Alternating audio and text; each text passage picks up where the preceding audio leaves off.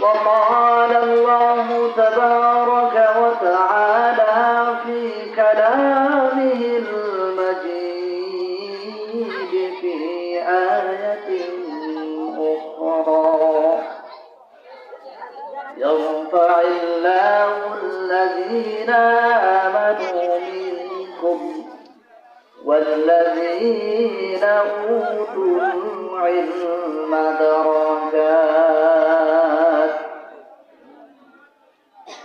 وقال رسول الله صلى الله عليه وسلم: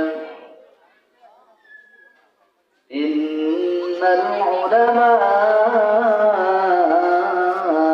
ورثة الأنبياء، وإن الأنبياء لم يورثوا دينارا ولا درهما، وإنما ورثوا العلم، فمن أخذه أخذ بحظ وافر، أو كما قال عليه الصلاة والسلام: سبحانك لا علم لنا إلا ما علمتنا، إنك أنت العليم الحكيم. شكرا لله. اللهم صل على محمد وعلى آل محمد، كما صليت على إبراهيم وعلى آل إبراهيم إنك حميد مجيد. اللهم بارك على محمد وعلى آل محمد، كما باركت على إبراهيم وعلى آل إبراهيم إنك حميد مجيد. توحید کی امانت سینوں میں ہمارا،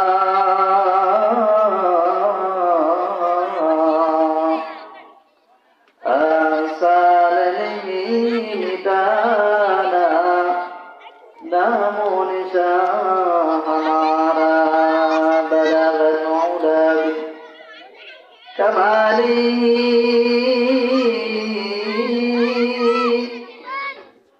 كشف الدجى بجماله،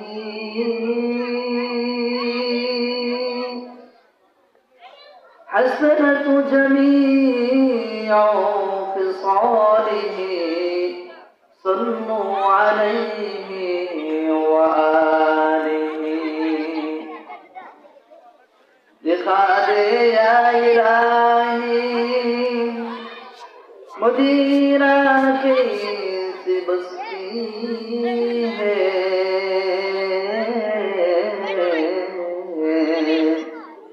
कि जिस पर दिन खुदा तेरी रहमत बरसती है। बलग अलउला भी कमाली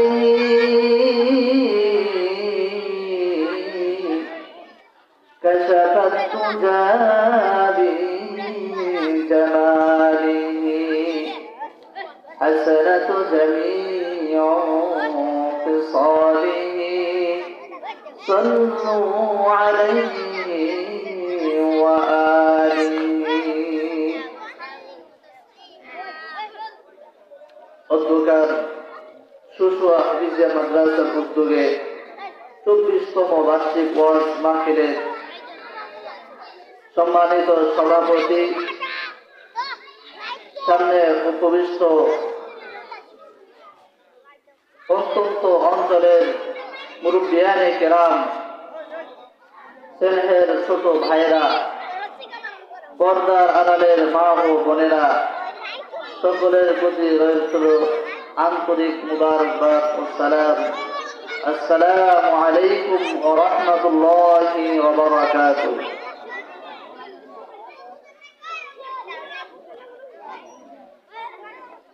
সম্মানিত এলাকাবাসী, আজকে এই আয়োজন দিনই একটা আয়োজন। আজকের এই মজলিস দিনই একটা মজলিস। এই মজলিসের অনেক বড় দাম আল্লাহ তাবারক ওয়া তাআলার নিকটে রয়েছে। আমরা যারা এদিক সেদিক ঘোরাফেরা করতেছি, আমরা সকলেই মাহফিলের দিকে এসে যাই। এই মজলিস আল্লাহ তাবারক ওয়া তাআলার নিকট অনেক দামি একটা মজলিস। আল্লাহ তাবারক ওয়া তাআলা কিছু সংখ্যক ফেরেশতা নিযুক্ত করে রেখেছেন, কিছু সংখ্যক ফেরেশতাকে নিযুক্ত করে রেখেছেন।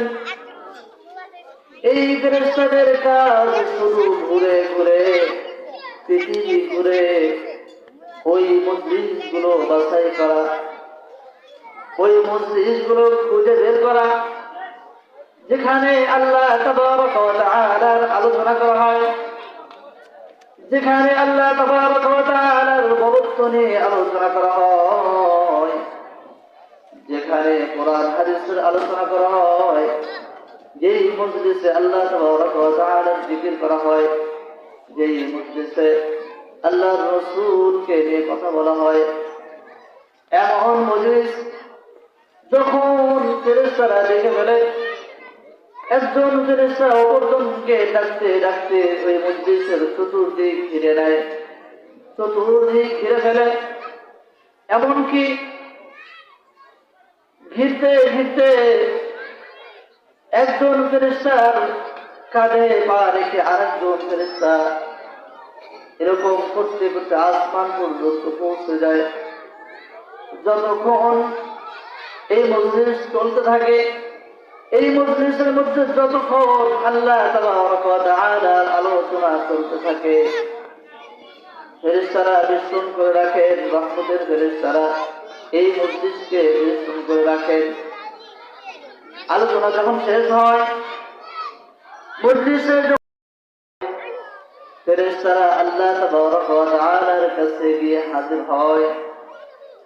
ফেরেশতারা যখন আল্লাহ তাবারক ওয়া তাআলার দরবারে হাজির হয়, আল্লাহ তাবারক ওয়া তাআলা জিজ্ঞাসা করেন, ও আমার ফেরেশতারা, তোমরা কোথায় থেকে এসেছো? তোমরা একত্রিত হয়ে কোথায় থেকে এসেছো? ফেরেশতারা আওয়াজ করে, ইয়া রাব্বুল আলামিন, আমরা ঘুরতে ঘুরতে আপনার এমন কিছু বান্দাকে পেয়েছিলাম যারা একত্রিত হয়ে আপনার বরত্ব নিয়ে আলোচনা করেছে, যারা আপনার জিকির করে, যারা আপনার কোরআন হাদিসের কথা বলে, এমন কিছু মজলিস আমরা পেয়েছিলাম, সেই মজলিস থেকে আপনার কাছে এসেছি। আল্লাহ তাবারক ওয়া তাআলা বলেন, ও ফেরেশতারা, তোমরা যাদের কাছ থেকে এসেছো তারা কি করে, কি অবস্থায় তাদেরকে রেখে এসেছো? ফেরেশতারা আওয়াজ করে, ইয়া রাব্বুল আলামিন, তারা আপনার বরত্ব নিয়ে আলোচনা করে, তারা আপনার জিকির আজকার করে। আল্লাহ তাবারক ওয়া তাআলা পুনরায় তাদেরকে জিজ্ঞাসা করেন, ও ফেরেশতারা, তারা যে আমার আলোচনা করে, তারা যে আমার বরত্ব নিয়ে আলোচনা করে, তারা কি কখনো আমাকে দেখেছে? ফেরেশতারা উত্তর দেয়, না না না, হে রব্বুল আলামিন, তারা আপনাকে কখনো দেখে নাই। আল্লাহ তাবারক ওয়া তাআলা বলেন, তারা আমাকে না দেখে না জেনে, আমাকে না দেখে তারা আমাকে বিশ্বাস করে আমার বরত্ব নিয়ে আলোচনা করে। ও আমার ফেরেশতারা, যদি তারা আমাকে দেখতো তাহলে তাদের কি অবস্থা হতো? ফেরেশতারা আরজ করেন, ইয়া রাব্বুল আলামিন, যদি আপনার বান্দারা আপনাকে দেখতো তাহলে আপনাকে পাওয়ার জন্য সারা জীবনটা কুরবান করে দিয়েছিল। সুবহানাল্লাহ। আল্লাহ রাব্বুল আলামিন পুনরায় ফেরেশতাদেরকে জিজ্ঞাসা করলো, আমার ফেরেশতারা, তারা আর কি নিয়ে আলোচনা করে, তারা কি চায়? ফেরেশতারা উত্তর দেয়, ইয়া রাব্বুল আলামিন, তারা আপনার জান্নাত চায়, জান্নাতের আশা করে। আল্লাহ রাব্বুল আলামিন ফেরেশতাদেরকে জিজ্ঞাসা করেন, ও ফেরেশতারা, তারা যে আমার জান্নাত চায়, তারা কি কখনো আমার জান্নাত দেখেছে? ফেরেশতারা উত্তর দেয়, ইয়া রাব্বুল আলামিন, না না, আপনার জান্নাত তারা দেখে নাই, উলামায়ে কেরাম থেকে শুনেছে, কোরআন হাদিস পড়ে দেখেছে, উলামায়ে কেরাম থেকে শুনে আপনার জান্নাত সম্পর্কে তারা বিশ্বাস স্থাপন করেছে। আল্লাহ রাব্বুল আলামিন জিজ্ঞাসা করেন, ও ফেরেশতারা, যদি তারা আমার জান্নাত দেখতো তাহলে তাদের কি অবস্থা হতো? ফেরেশতারা উত্তর দেয়, ইয়া রাব্বুল আলামিন, যদি তারা আপনার জান্নাত দেখতো তাহলে তারা জান্নাত পাওয়ার জন্য দুনিয়াতে আর কোন সুখ শান্তি তারা আর ভোগ করতো না। বলেন সুবহানাল্লাহ। আল্লাহ রাব্বুল আলামিন পুনরায় জিজ্ঞাসা করলো, ফেরেশতারা, তোরা আর কি চায়? ফেরেশতারা উত্তর দেয়, ইয়া রাব্বুল আলামিন, তারা আপনার জাহান্নাম থেকে মুক্তি চায়। আল্লাহ রাব্বুল আলামিন জিজ্ঞাসা করেন, ও আমার ফেরেশতারা, তারা কি কখনো আমার জাহান্নাম দেখেছে? জাহান্নামের আযাব কি তারা কখনো দেখেছে? ফেরেশতারা উত্তর দেয়, ইয়া রাব্বুল আলামিন, না না, আপনার জাহান্নাম কখনো দেখে নাই, জাহান্নামের শাস্তি কখনো তারা দুনিয়া দেখতে দেখে নাই।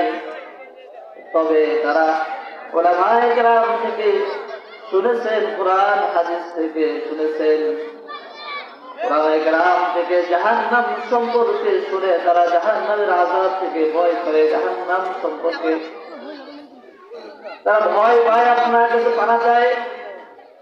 আল্লাহ রাব্বুল আলামিন জিজ্ঞাসা করে, ও আমার ফেরেশতারা, যদি তারা জাহান্নাম দেখতো, যদি জাহান্নামের ভয়াবহতা, জাহান্নামের আযাব যদি তারা দেখতো তাহলে তাদের কি অবস্থা হতো? ফেরেশতারা উত্তর দেয়, ইয়া রাব্বুল আলামিন, যদি তারা জাহান্নাম দেখতো তাহলে জাহান্নামের ভয়ে, জাহান্নামের শাস্তির ভয়ে তারা দুনিয়াতে কোনো ভোগ বিলাস কোনো কিছু করতো না, দুনিয়ার সবকিছু ভুলে যেত, দুনিয়াদারি ভুলে যেত। তারা জাহান্নাম থেকে বাঁচার জন্য সর্বদাই চেষ্টা করত। আল্লাহ রাব্বুল আলামিন ফেরেশতাদেরকে ডেকে বলেন, ও আমার ফেরেশতারা, তোমরা সাক্ষী থাকো,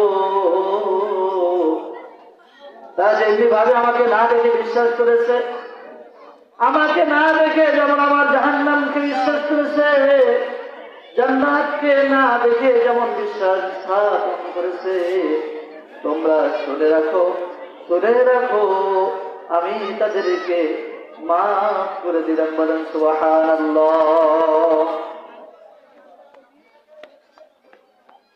ও আমার ফেরেশতারা, তোমরা জেনে রাখো, তোমরা সাক্ষী থাকো, তারা যে জাহান্নাম থেকে মুক্তি চায়, আমি তাদেরকে জাহান্নাম থেকে মুক্তি দিয়ে দিলাম। বলেন সুবহানাল্লাহ।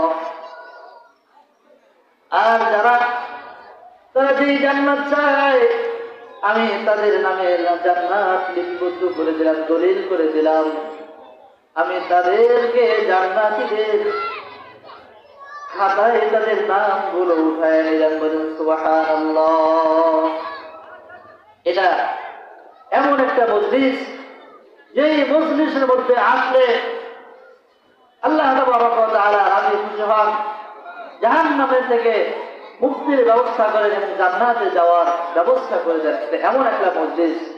এই মজলিসে আমরা বেশি বেশি উপস্থিত হয়ে ওলামায়ে কেরাম থেকে কোরআন সুন্নাহর আলোকে আলোচনা শুনব এবং সে অনুযায়ী আমাদের জীবন গঠন করার চেষ্টা করব ইনশাআল্লাহ। ফেরেশতারা আরজ করেন, ইয়া রাব্বুল আলামিন, ওই মজলিসের মধ্যে এমন কিছু মানুষ আছে যারা আপনার জিকির করার জন্য আসে নাই, যারা আপনার জিকির শোনার জন্য আসে নাই, যারা আপনার বরত্ব নিয়ে আলোচনা করার জন্য আসে নাই, বরং দুনিয়ার কোন প্রয়োজনের জন্য এসেছে। প্রয়োজনের জন্য আসার পরে হঠাৎ ক্রমে ওখানে বসে কোরআন হাদিসের আলোচনা শুনেছে।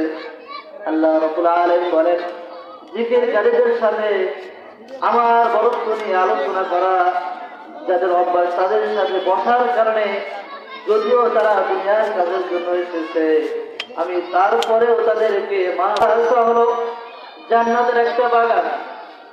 এই মাদ্রাসা সম্পর্কে বিভিন্ন কবি বলে গেছে, मदरसा है बाग जन्नत, मदरसा है बाग जन्नत, मुअल्लिम है मिस्ल गूल,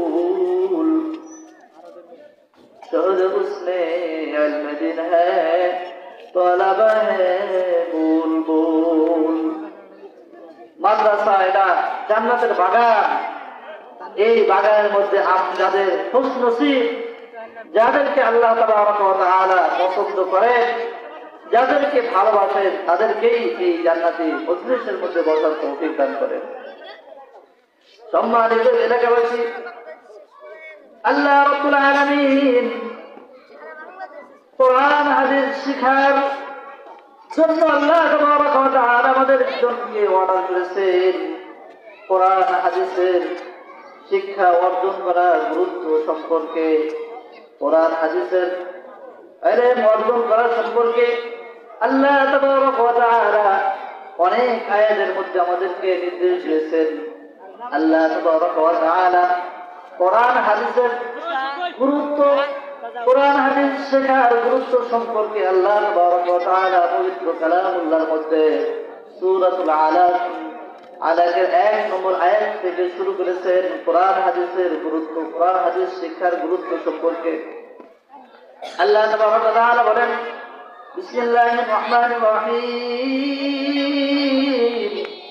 ইকরা বিসমি রাব্বিকাল্লাযী খলাক, খলাকাল ইনসানা মিন আলাক। ইকরা, পড়ো। আল্লাহ রাসূলকে উদ্দেশ্য করে বলেন, হে আমার হাবিব পড়ুন। কার নামে পড়ুন? বিসমি রাব্বিকাল্লাযী খলাক, ওই রবের নামে পড়ুন, এই রব আপনাকে সৃষ্টি করেছেন। বলেন সুবহানাল্লাহ। আমাদেরকে কে সৃষ্টি করেছেন? আল্লাহ রাব্বুল আলামিন আমাদেরকে সৃষ্টি করেছেন। এই সৃষ্টি করার পরে আল্লাহ তাবারক ওয়া তাআলা আমাদেরকে মুসলিম জাতি হিসেবে আমাদেরকে পড়তে বলেছেন। কি পড়তে বলেছেন? কোরআন হাদিস পড়তে বলেছেন। যেই শিক্ষা অর্জন করলে আল্লাহকে চেনা যায়, যেই শিক্ষা অর্জন করলে আখিরাতকে চেনা যায়, যেই শিক্ষা অর্জন করলে রাসূলকে চেনা যায়, যেই শিক্ষা অর্জন করলে দুনিয়া এবং আখিরাতে কামিয়াবি হওয়া যায়, সেই শিক্ষা আমাদেরকে অর্জন করতে বলেছেন। আমরা মুসলিম জাতি পড়া ছাড়া, কোরআন হাদিসের শিক্ষা ছাড়া আমরা মুসলমান হওয়াটাই আমাদের জন্য অনেক কষ্টসাধ্য। আমরা না করে আমরা মুসলমান হতেই পারবো না। এই কথা থেকে ইঙ্গিত করে আল্লাহ তাবারক ওয়া তাআলা ইসলামের সর্বপ্রথম শব্দ আল্লাহ তাবারক ওয়া তাআলা বলেছেন, কি করো? পড়ো। তোমরা পড়ো, পড়তে থাকো, পড়তে থাকো, রবের নামে পড়তে থাকো। পড়া ছাড়া মুসলমান জাতি হতে পারে না। কোরআন হাদিসের শিক্ষার গুরুত্ব বুঝাতে গিয়ে আল্লাহ তাবারক ওয়া তাআলা আরেকটা আয়াতের মধ্যে বলে সূরাতুর রহমান আল্লাহ তাবারক ওয়া তাআলা বলেন আর রহমান আর রহমান আল্লামাল কুরআন খলাকাল ইনসান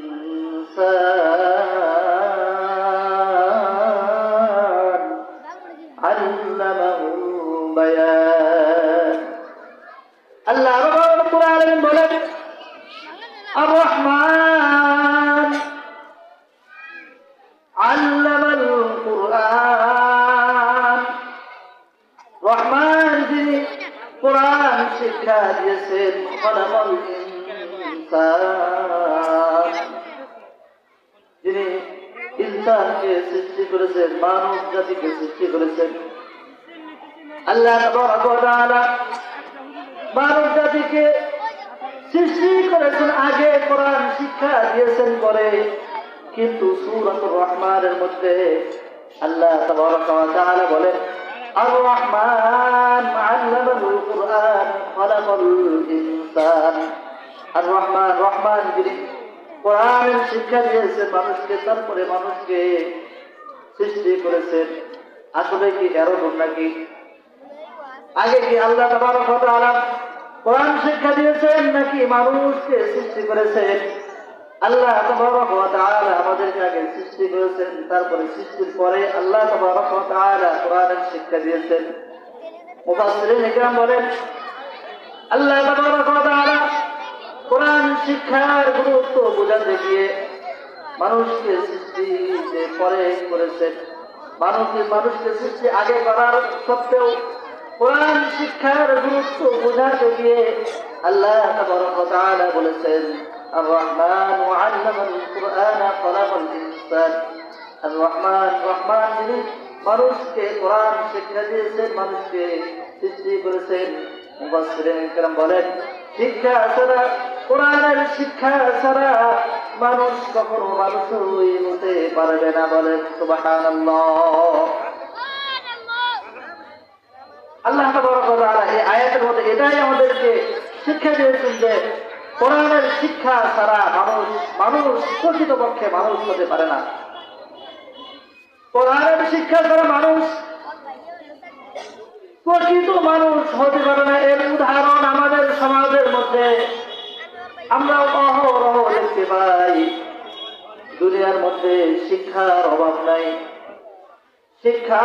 নাই কিন্তু কোরআনের শিক্ষা না থাকার কারণে মানুষগুলো আস্তে আস্তে জানোয়ারে পরিণত হইতেছে দুনিয়ার মানুষ শিক্ষার দিকে অনেক অগ্রগামী হয়েছে স্যাটেলাইট তৈরি করেছে মহাকাশ থেকে টয়লেটের বদনার ছবি পর্যন্ত মানুষ প্রকাশ করতে পারে ছবি তুলতে পারে এত উন্নতি হয়েছে মানুষ এত উন্নতি করেছে পুরা পৃথিবী হাতের মুঠোয় এনে দিয়েছে তথ্য প্রযুক্তি সায়েন্স বিজ্ঞান সবকিছু অনেক উন্নত করেছে কিন্তু মানুষের মধ্যে কোরআন শিক্ষা না থাকার কারণে মানুষ নিজেকেই নিজে চিনতে পারে না মানুষ আল্লাহ তাবারক ওয়া তাআলা সৃষ্টি করার পরে কোরআন শিক্ষা অর্জন করতে বলেছেন কোরআনের শিক্ষা ছাড়া মানুষ প্রকৃতপক্ষে মানুষ হতে পারে না গরুর পেট থেকে গরু জন্মগ্রহণ করার পরে গরু হয়ে যায় গরুকে গরু হওয়ার জন্য ভিন্নভাবে কোনো পদ্ধতি নাই তাকে ভিন্ন কোনো পদ্ধতিতে কোনো মানুষ করতে হয় না বিশেষভাবে তাকে কোনোভাবে বিশেষ কোনো কিছু করতে হয় না গরু পেট থেকে হওয়ার পরে গরু হয়ে যায় ছাগল জন্মের পরে ছাগল হওয়ার জন্য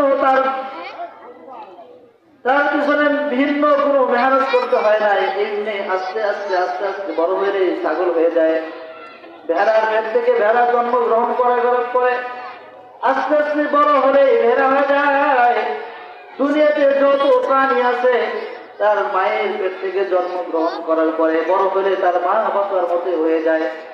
কিন্তু মানুষের পেট থেকে জন্মগ্রহণ করার পরে মানুষ হয় না। মানুষ থেকে জন্মগ্রহণ করার পরেও কিছু মানুষ অমানুষ হয়ে যায়। বড় মানুষের পেট থেকে জন্মগ্রহণ করার পরে প্রকৃত পক্ষে মানুষ হতে হলে কোরআন হাদিসের শিক্ষায় শিক্ষিত হতে হয়। বলেন সুবহানাল্লাহ। মানুষের পেট থেকে জন্মগ্রহণ করার পরে যদি মানুষ হয়ে যেত, মানুষ করার জন্য যদি কোরআন হাদিসের শিক্ষা গ্রহণ করার প্রয়োজন না হতো,